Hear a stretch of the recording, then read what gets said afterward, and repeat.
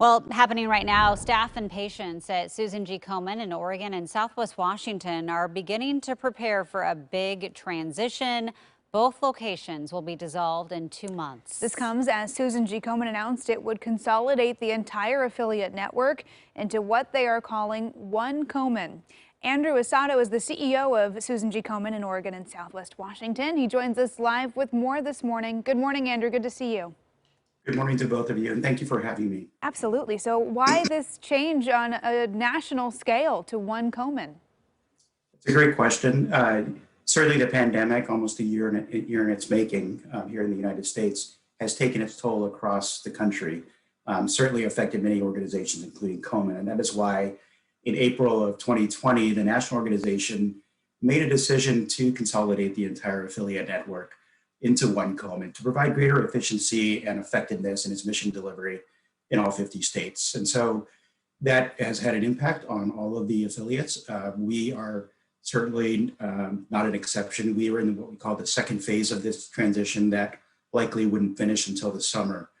But what we did know that after 29 wonderful years of serving this community and distributing more than $35 million through things like the More Than Pink Walk, as the Race for the Cure and other programs, we've been able to make that investment in research and education, transition, patient navigation services, and aiding patients all across the state in Southwest Washington to get the care that they need under financial distress. Excuse me. We knew that through this transition that the local staff would be laid off and that any national staff would be providing the services in this community. Our programs will go away. However, we've been working very closely with partnering breast health organizations to carry on what legacy and services that we have, while national focuses on the programs that they will be delivering to patients in this area, which people can learn more about at komen.org. Okay, and so what is going to happen to those patients who, really rely on Susan G Komen in Oregon and Southwest Washington? Are they going to have those agencies that you're directing them to turn to for the same services? That's a great question. Yes. By choosing to close now, we will be laying off our staff, most of our staff, the third week of February, and a few will remain on to help with logistics of transition and some of our program resources to other entities. And you can learn more about that by visiting komenoregon.org. What I am proud to say, and our whole community and our board and our staff are, is that we'll be investing a little more than $200,000 to these local organizations, some of which Komen actually started many years ago through its own grant funding to them. And so these services are going to focus on treatment assistance, breast health education, specifically in the metastatic breast community.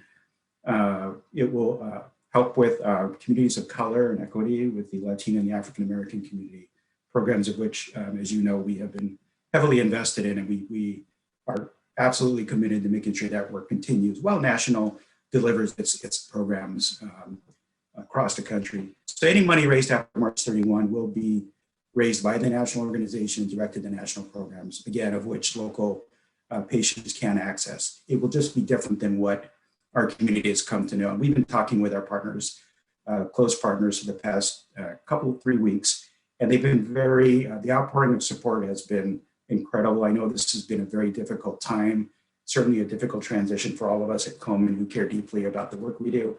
However, as part of a national organization, this is the course that is being taken, and we want to do everything we can to transition this to One Komen as best we can. Sure, I know this has been a tough year on so many folks. Andrew, we're almost out of time, but real quickly, I just want to make sure we reiterate. Do patients need to do anything over the next few months? Do they need to reach out? Are they going to be contacted if they're currently receiving services or benefits? How's that going to happen? Well, if they can email info@komenoregon.org, if you're able to put that up now and later today, they can ask us these questions. You can go to our website. It will provide information on where these resources are going.